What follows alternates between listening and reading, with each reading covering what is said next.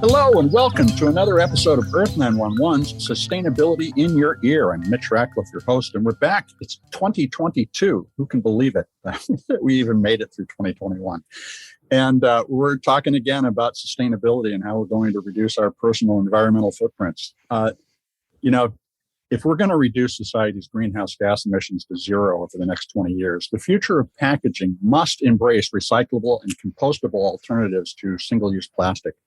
Made from oil, the plastic we use in the majority of today's packaging produces environmental damage at every step in its production. And our guest today, Wouter van Tol, who is the head of sustainability at packaging maker DS Smith, is working with a new seaweed-based material to deliver alternatives to today's unrecyclable food packaging. The London-based company's North American unit recently announced an aggressive initiative to adopt seaweed-derived fiber across its entire product line. And we're going to explore how that project is going, along with the range of packaging it may be able to replace. You can learn more about DS Smith at www.dssmith, that's all one word, dssmith.com. Welcome to the show, Wouter. How are you today? Hi, Mitch. Thank you very much for inviting me. It's a pleasure to be here. Well, thank you. And I want to start off with an observation I saw from DS Smith about the holiday impact of e-commerce. You all did an analysis and you found that British shoppers using e-commerce services are going to come out of the holiday with a lot more cardboard in their home than they can possibly recycle. And I just want to start with a question because everybody wonders this. Why is cardboard still so difficult to recycle? That's an interesting one because actually cardboard is not difficult to recycle. Right. It is the most widely recycled packaging material. And the question is really, why can't we recycle more? And why do we have so much left over in the home, especially in the festive season? So especially if you're talking about the UK, you need to have a look at how the material is actually collected. Right. And it seems that every local authority has its own scheme and its own number of bins that you can put things in. And in some cases, is actually commingled. And that means put all your waste in one bin, essentially. Now, if you have a lot of cardboard in your house and you have one bin to put it in, often you'll find out it's just not, it doesn't fit. So then you have leftover. You need to go to your municipal recycling center and it takes more time. And so the cardboard just piles up in your house. Now we need that. That's a valuable resource. We need that cardboard to make new paper out of. So we are very, very keen that this commingling doesn't happen, that cardboard and paper are collected separately. So that it's nice and clean, dry, uncontaminated, valuable resource goes straight into our paper mill that makes new paper out of it and new packaging. In fact, we can do a cycle from the moment that we pick up the paper to making new paper out of it and then packaging. And at the end of the life of the packaging, we pick it up again and recycle it again. It's a 14-day cycle. 14-day box to box, we call it. So, we are ready to use that paper, but we need to get our hands on it. Well, now you call out the problem that we have universally, which is recycling is not organized in any national or even statewide in the United States or smaller regions in the EU. In any other way than just sort of single stream or some esoteric combination of bins that are not similar. So that if I go talk to my neighbors 2 miles down the road, they have a different recycling process and it accepts different materials than I have. Mm-hmm. Simplifying the recycling process is critical to this. Do we need to do this by reducing the complexity of the packaging itself, amongst other things, or is it simply a matter of investing in more infrastructure so that we have the ability to capture all that material? So I think it's a combination of things. Okay. One is we should be able to simplify the materials. So you'll see in plastics that a lot of plastics manufacturers are moving towards single polymer family packaging. And that makes it, in theory, more recyclable. In practice, plastics recycling is still in its infancy and it's actually also very energy intensive. So don't get me started on that one. I think in a lot of cases, plastic can be replaced by natural materials that are easy to recycle, like cardboard and paper. So there's certainly some steps that we can take there. But also, I think we need to have a look at in which countries, in which places in the world does the recycling work really well. There are high recycling rates, and where people are really used to a certain system that just seems to work well. In our opinion, and it's the opinion not just of DS Smith, but of a cross value chain initiative called Forever Green in Europe, they analyzed a whole number of different countries in Europe and said which of these systems is the best, because you'll have some cardboard, you'll have some laminated paper, like milk cartons and things like that. You have metal, you have glass, all these things. What is the best system? And in our opinion, it's Germany probably that has the best system. Now, I've read a lot of research on why people recycle or do not, and it usually comes down to the fact that it's convenient to recycle more than one material with one trip or one effort, whether that's sorting at your home or going to the drop station. As you think about how to help DS Smith customers with the packaging you produce, do you need to build the instructions right into the packaging itself so that there is some way for people to take a step at the end of the use of the product or the packaging? Yeah, the problem is that it's so diverse. So what sort of instructions do you give? Because depending on where the packaging ends up, you might have completely different systems. So it's almost impossible to just print some standard instructions on how to recycle. Well, and that has, of course, become a sort of default thing to do, is say this is recyclable, but only in theory, because of your local regulations. So again, it comes back to, it sounds like just we need to rethink our infrastructure entirely.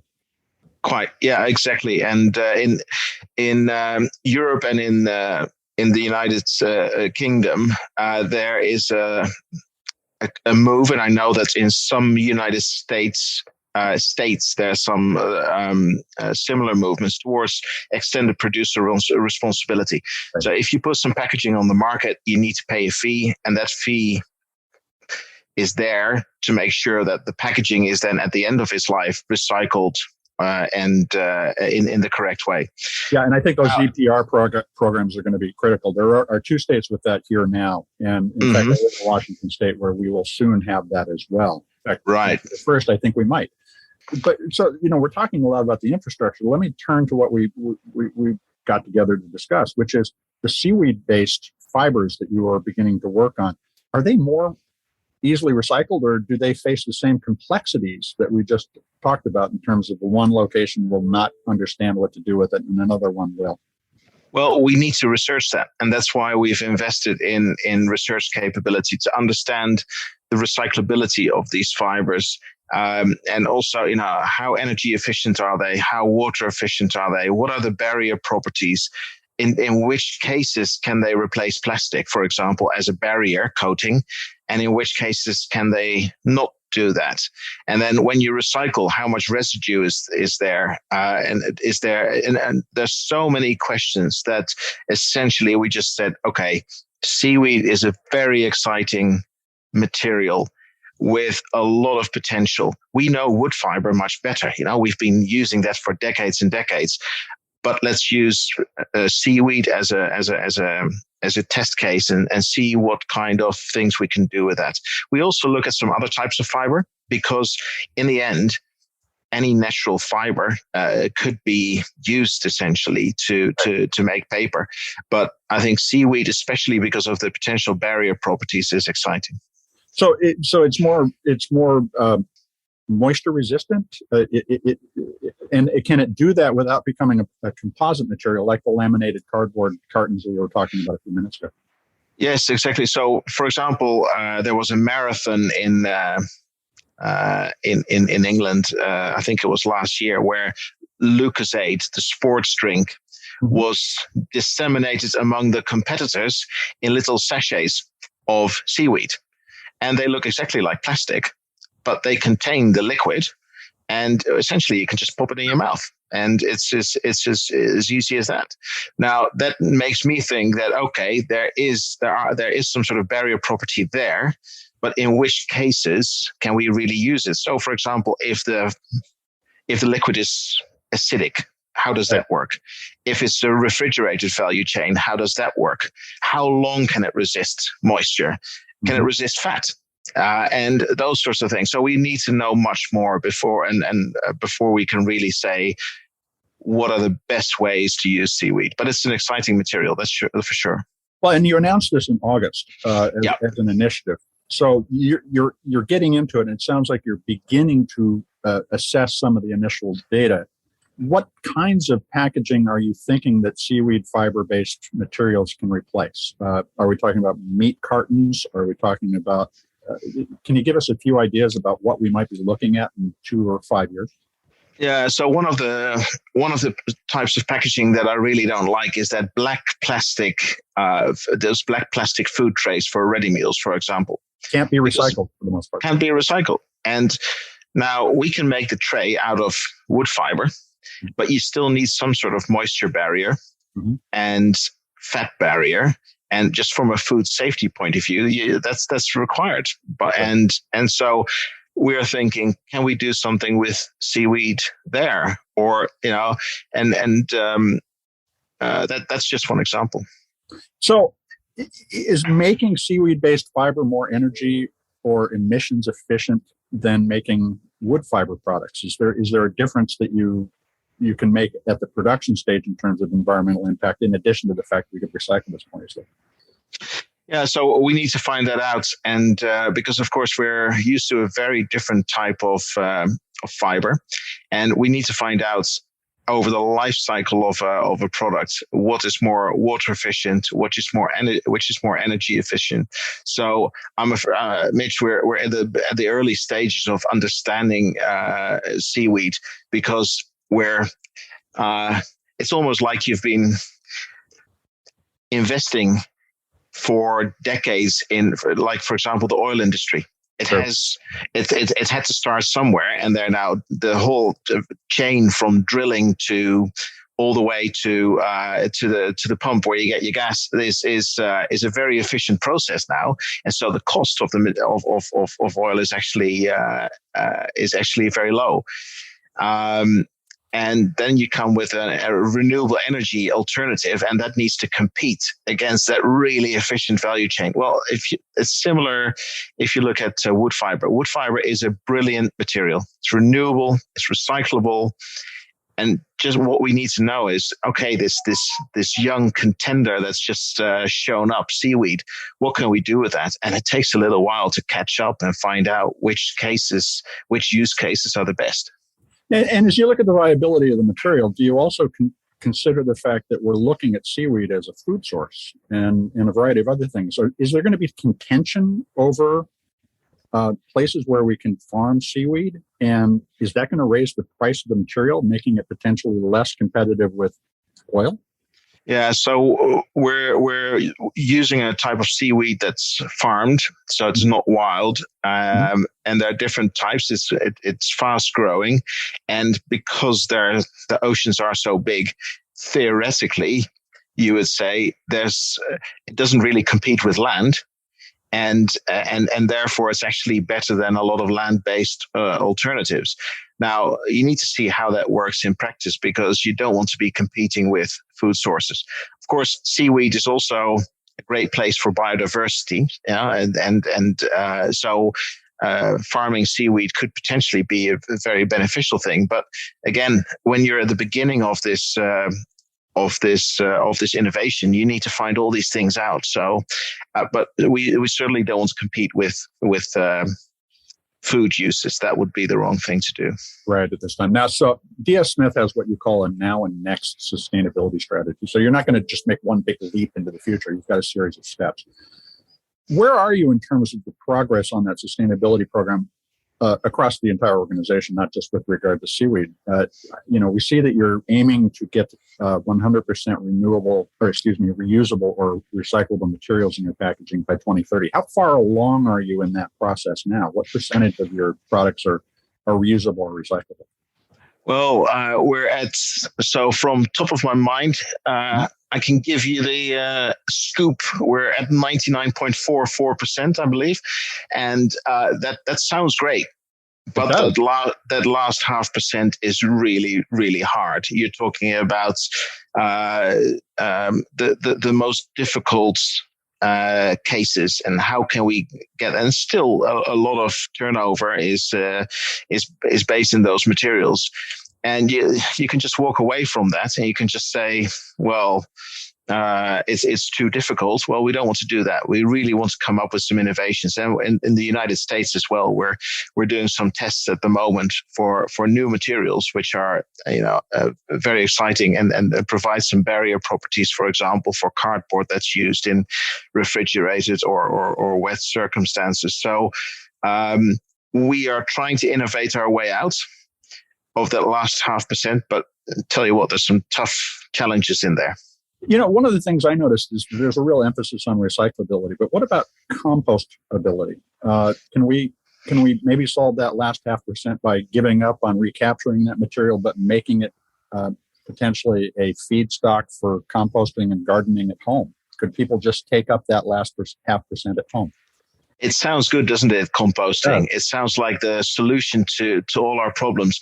Composting is great if the material is actually composted. Right. Because if it's not, if it just ends up in the normal waste stream and it ends up in landfill or something, actually the methane emissions are you don't want that. It's worse. So that means that composting, generally speaking, compostable packaging is best used in situations where you have good control over the waste.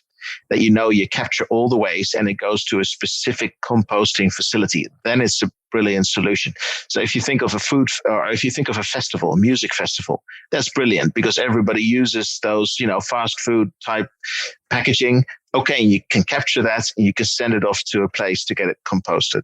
But if it's just somebody going to their coffee chain, walking down the street with their compostable coffee cup and then throwing it in a bin on the street, it is virtually for certain that is not going to get composted, and then it's worse for the environment overall. Well, and that ultimately comes back to such as the extended producer responsibility laws we were talking about. We have to have an incentive system that somebody will clean this up. And the interesting thing is I look across the global examples that we have considered. There's two kinds of countries in terms of success. One is one where there's a strong social mores about keeping things clean, reusing things, being a recycling enthusiast. And countries in Europe are certainly represented of that, especially in Northern Europe. The other are countries where they have what can only be described as a trash picking class. But those countries, like China and Brazil, for instance, have incredibly high recovery rates because people are so poor they can eke out a living picking trash up. We need a fairer system, obviously, but is there some kind of are there hints in that spectrum between social mores and trash picking that we can think about activating to get that cup out of the landfill or keep it out of the landfill? Yeah, I think for the social mora, it's really important that people see the result of their efforts. Because, of course, it's great that you put the effort in, but you don't want to then find out that your plastic waste is shipped to some developing country where it ends up on a beach. Right. So you want to know that you're doing the right. If you invest in doing the right thing and you put all that effort in, you want to know that there's the right outcome. So could we use Internet of Things kinds of technology, QR codes, or other kinds of contactless tracking systems to say this item is back and yes, and your 14-day loop? And we're investing in some of that technology to actually know where all our waste is. Well, it's not our waste, but it is our packaging that we want to pick up, because for us, there is no waste. The packaging at the end of its life is our raw material for the next cycle of packaging. So for us, it's important that we track where our natural resources are that we can pick it up in the most efficient way and maximize the recycling rate. So that's the best for our raw materials. So we want to really know where does that go. But you can imagine that's pretty tough, because this packaging goes through all kinds of steps, through retailers, through delivery vans, and then people's houses. And it might get wet, it might get pulped at some point, and you still need to have some kind of sensor that tells you where it all is, so that you learn how these where all the raw materials are. Now that's a challenge. And you're also, that's one of the things that we're working on at Earth911, linking where we know things can be recycled to things in some way. So, love to continue that conversation off the air. Let's talk about a couple of the other goals and where you are. You have a goal of getting to 40% reductions in your historic emissions, CO2 emissions by 2030 and net zero by 2050. What's your progress to date on that? Well, it's actually... we said at least 40%, and I can tell you that we've just submitted our data for a science-based target. So we are hoping to, as soon as the Science-Based Targets Initiative has time, we hope to get the verification of our targets, and then you'll see that it's well above 40%. That we're going for, and that's for a timeline of 2030, and then we have a 2050. Net zero targets, so net zero emissions. Now, that's pretty tough because we use natural gas at the moment. So we need to go in steps from natural gas to better alternatives. And I can talk about that for a while, but we're certainly making good progress. So we made progress from 2015 to 2019 of 23% reduction of CO2 per ton of product. That's how we calculated it then. We're now going to go to an absolute emissions reduction trajectory. So it will be even tougher because we're a growing company. And so if you want to reduce your emissions, your absolute emissions, while you're growing, it's a tough challenge. Well, and in fact, we were coming out of a couple of years, and hopefully coming out. I shouldn't count any of those chickens until the pandemic actually ends. But where so much more packaging has been being delivered to the home, did your absolute emissions rise as a result of the dramatic increase in e-commerce and other kinds of home packaging use over the past couple of years? We haven't specifically tracked it down to e-commerce, although there's no doubt that e-commerce grew very fast. Other sectors reduced, in particular in the beginning of the pandemic. So automotive, for example, you won't be surprised to know that suddenly reduced. Our absolute emissions did increase a bit, not much.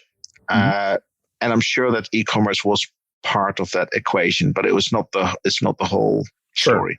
A lot of things changed. Now, another thing, you just mentioned that you use natural gas.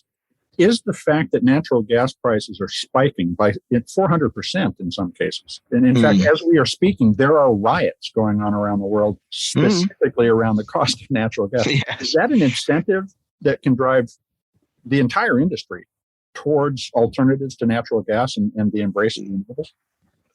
Well, for sure, because and also if you follow the EU carbon price, that has gone from about whatever it was, 40 euros per ton of CO2 not so long ago, maybe a year, 6 months ago, and now it's more like 70 or 80 euros per ton. Wow, then suddenly your payout ratios for investment in renewable energy look a bit different. So you're getting much closer to that break-even point. So yes, it's certainly relevant.